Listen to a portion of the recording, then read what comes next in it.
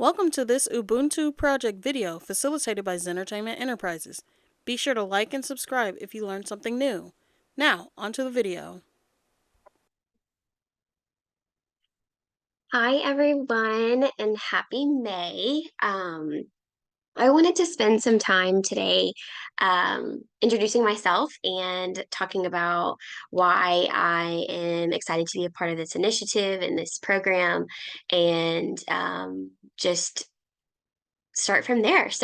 My name is Melissa Cavanaugh, as you guys have probably seen on the website and in the series information. And I am a licensed professional counselor. I am from Lafayette, Louisiana, which is where my practice is. I am a co-owner in a counseling practice called Counseling and Recovery Guidance. And I'm also licensed in Washington State and Maine. So, kind of like a little bit of a V up there. Um, a little bit about, I know that that sounds like a little bit wonky. I also live in California most of the time. So just a little bit of background about who I am and what I do. I obviously am a counselor in Louisiana, and my practice is there, but I live in California because my husband is active duty military. So I'm a part of the officers club and our officers spouses club, and so that presents um, its own set of challenges, I guess. Um, yeah, so a little bit about my life. You might also notice that I'm sitting on the ground in my office, and I thought that that was quite fitting for what I do. So I'm actually a registered play therapist, and so I work with a lot of littles. So we call them little bitties and teens. And a lot of times, even if I'm doing teleplay, which is what I do whenever I'm away and I'm not in my office in Louisiana, is I sit on the floor, and it's almost as if I'm sitting on the floor with a child in my office, and so trying to meet them where they're at. So I thought about today, and I thought about how fitting, how fitting a of an experience for me to sit on the floor and talk to you guys um, about what I do and why I do what I do. Yeah, here I am. And if you notice, I've got some plants. I'll kind of give you a little scroll. Plants in the background. I have plants all over my office. It functions as my little greenhouse area. Also, I have a yoga mat. And so I like to do yoga and Pilates in my office. And my cats hang out in here. I have four cats that make appearances all the time in my therapy sessions. Um, that's a little bit about me, and I wanted to talk to you today about what my series is going to be about.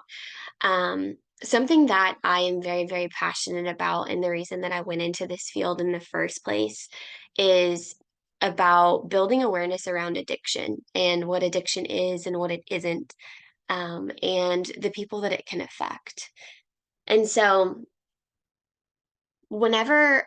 just rewind, whenever I was born, my mom was addicted and to drugs and alcohol, and they actually thought I was going to be born addicted whenever I she gave birth to me. And so the whole NICU team was in the room, and they were very concerned that I would have fetal alcohol syndrome or be detoxing, or all sorts of things. And by some miracle, divine fate, whatever we want to call it, your higher power stepped in, and I was okay, and I was a healthy baby, and my grandparents took me home from the hospital. My mom went into rehab not long after giving birth, and so I was raised by my grandparents. My mom was kind of in and out for my entire life.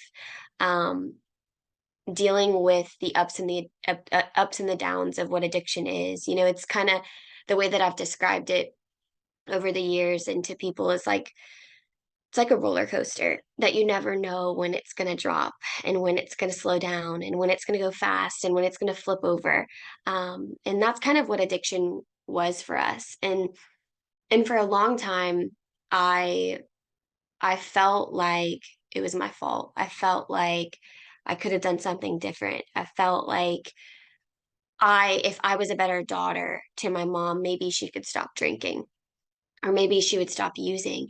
And I didn't understand what addiction was, and by no fault of anyone. I think it's just hard. I think it's hard to explain addiction to children, because it's such a foreign concept, and a lot of kids just don't understand. But it left me with so many unanswered questions, and it also left me making my own assumptions. And so something I'm really, really passionate about is advocating for education around addiction and what addiction is. So, a lot of my series, just so you know, in the future, so I'm going to be collaborating with Danielle Washington, a fellow educator and mental health advocate and wellness coach, about my story of loving and losing my mom to addiction, and actually a children's book that I wrote a couple years ago, to share my story. So we're going to be talking about that in the coming Thursdays. We have a session with her. I also am going to hopefully be bringing my business partners on in a couple of weeks to talk about the disease model of addiction and what it is, and being able to explain, our bodies are organs, and what a disease is, and then being able to say, okay, well, addiction is also a disease. It is not a choice. And so really, really hammering that in, because I think so many people have this misconception that people can just stop and just stop drinking and just stop using, and the reality is it's not that easy, and people detox and people withdraw, and there's a psychological and emotional aspect to using and drinking, um, and the addiction in the brain. There's a lot of things that I think need to be shared, and so hopefully that will be happening. And like I said, I wrote a children's book. So, talking about grief in losing someone to addiction, but also grief in losing what we expected for our life, right? My mom ended up passing away when I was 18. And even before that, it was so weird growing up and like going through a Mother's Day, or like having the moms come to school and have lunch, and things like that. And I had my grandmother, which I love dearly, and she's my whole entire world. um but it is different. It's different not having a young mom, and the grief that kind of came with that. And so talking about how um, grief shows up in children and teens, and what we can expect, and um, how we can how we can fight that, and how we can support other people, and in going through that grief process. So that's definitely something that I'll be talking about. And then, to wrap up the series, I'm hoping on bringing a colleague of mine on. Her name is Emma Noel, and she is also in the process of becoming a registered play therapist. And so, talking about how to treat grief and complex trauma and complex grief in the playroom with young children, and then also as children develop into pre-adolescent and then adolescent years. And so how do we see it? How we can respond to them, some different skills that are used, to be able to connect to a little, and kind of going from there. And how do we heal through this journey, and how do we help our children and our support systems heal through this as well? So that's a lot of what I'll be doing in this month of May, and in my series. And so I'm super grateful to be here and to be a part of this initiative and this project that this wonderful team of curators have put together. And so I'm just excited to share some information that I have. Um, and one of the big things that I wanted to talk about today, too, along with introducing myself, is about, because obviously, you know, grief and addiction and trauma and all of these losses, can create a lot of negative cognitions in our brains. And so I wanted to touch on that with you guys, and I actually printed a resource. And so I pull a lot of resources from this website called therapistaid.com. And it's all free resources that I don't know who puts these together, but they're fabulous. And it's so nice to kind of go to this space and be able to find all of these different topics and resources and be able to talk about them. So I thought whenever I was coming up with this series and how I wanted it to portray, I thought about the majority of my clients, whether they're, in Louisiana or they're up in Washington or Maine, and thinking about the things that they're struggling with. And then also whether it be a young child or someone towards the end stages of their life, because I've got, a wide range of people that I work with. And one of the big ones is the negative cognitions um, and being able to educate ourselves on what these look like. So and how that like intertwines with our our grief and our loss and our healing. So I wanted to mention that. So I have a handout here. I'm also going to be sending the PDF to the team to be able to attach to this today's talk, and hopefully it can be up there even before, so you can get it right now if you're watching. But one of the big negative cognitions and cognitive distortion, so overarching, this is called a cognitive distortion, is this all or nothing thinking. So black or white, um, you know, all something or nothing something, and so the problem with that is those are two very, very large and very, strict sides to something. And so if we go into a situation and we are thinking that it's always bad or it's never going to be good enough, then it will stay that way. And so an example that I use is so I work with a lot of teens, and sometimes my kids come out and they say, "Oh, today was such a bad day. It was just awful, awful." And so I kind of say, "Okay, well, let's go through it." Like, a lot of my teens have periods, right? Like periods in their day. And I'm like, let's talk through that. Let's talk through your day. What happened first period? What happened second period? What happened third period? And let's go through that. And let's look for an exception to that all or nothing thinking. And more times than not, and I don't want to say always because that would be, that all or nothing statement, but, more times than not, it's usually, well, actually lunch wasn't so bad.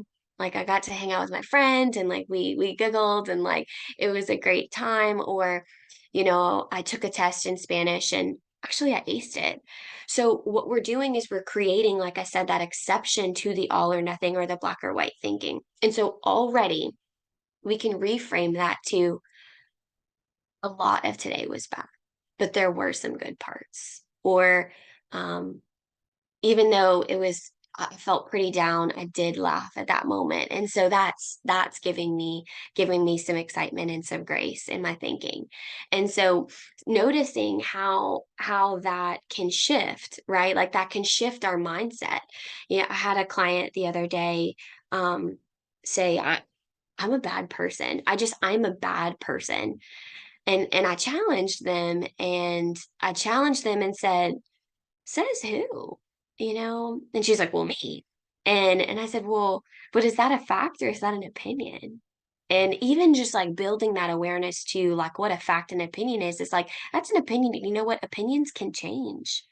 And so even changing the phrasing to I'm a bad person to I think I'm a bad person, that word think is so important, right? And so you're looking at your verbiage and you're finding exceptions to these rules that we've created for ourselves.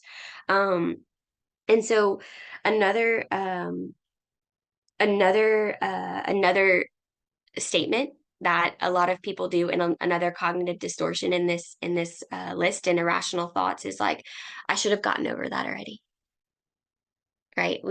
I already mentioned that we're talking about, or I'm talking about grief and the pendulum swing that is grief. And so, you know, like I said, my mom passed away when I was 18, and I'm about to be 30 this year. And sometimes it even happens to me, and it'll just hit me out of nowhere. And I'm like, it's been almost 12 years. Like, I should be over this by now. Why am I crying about her?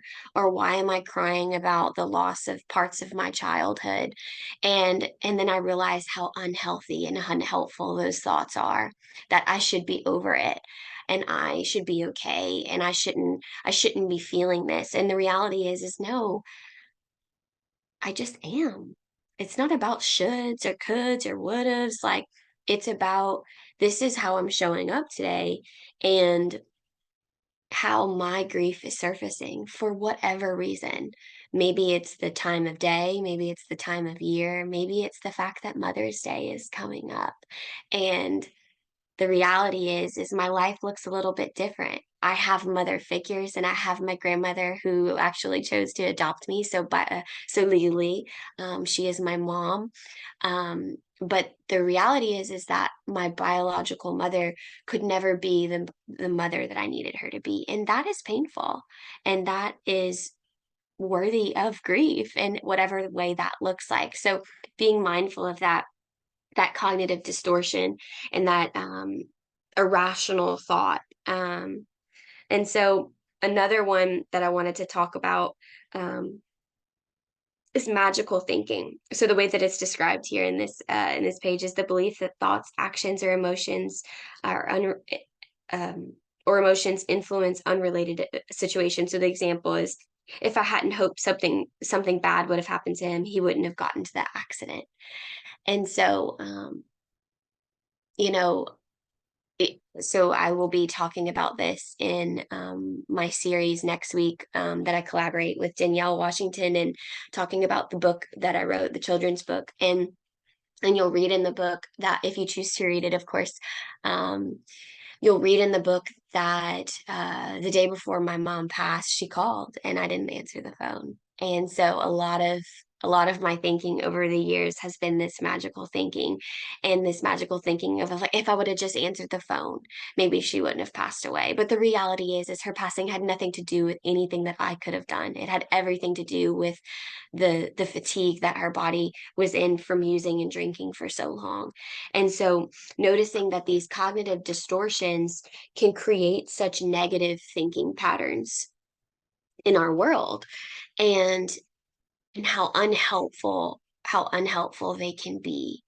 And so as we go through our days and as we go through our healing processes, that's something that's so important for us to recognize, is that we have to combat these cognitive distortions. So, and we have to combat this irrational thinking. So one of the skills that I teach to my kids and even adults, because I think it's, so helpful, is the stop sign. And so obviously, a lot of us drive, and a lot of us drive daily. And so coming up on a stop sign and seeing, the big right red stop sign with the letters stop, or even a stoplight, right? Like flashing red, and it creating a space for us to stop and to think, why am I thinking this way? Who taught me this? Why am I so upset right now? Like, what is happening right now? And can I pull myself out of it? And then combat these different levels of negative cognitions and cognitive distortions that we've that we sometimes fall victim to. So that all or nothing thinking. Whenever I work with couples, something that someone may say is, he always forgets to take the trash out, or she never tells me that she loves me, or she never initiates going on a date or something like that. I stop. I'm like, whoa, stop sign, right? Let's imagine the stop sign and let's find the exception. So, when was the last time you took the trash out? Well, a week ago. Okay, so he usually doesn't take the trash out. Or, when was the last time that she initiated going on a date? I mean, it was 3 months ago. Okay, well, it still happened 3 months ago. Let's figure out. what created the space for it to happen 3 months ago? And then start asking the questions and start digging, right? And start wondering, why is this happening? Um, why are we why do we jump to these conclusions, and why do we speak to ourselves in a manner that's so unhelpful? So that's one of the ways that you can combat that negative thinking pattern and that cognitive distortion.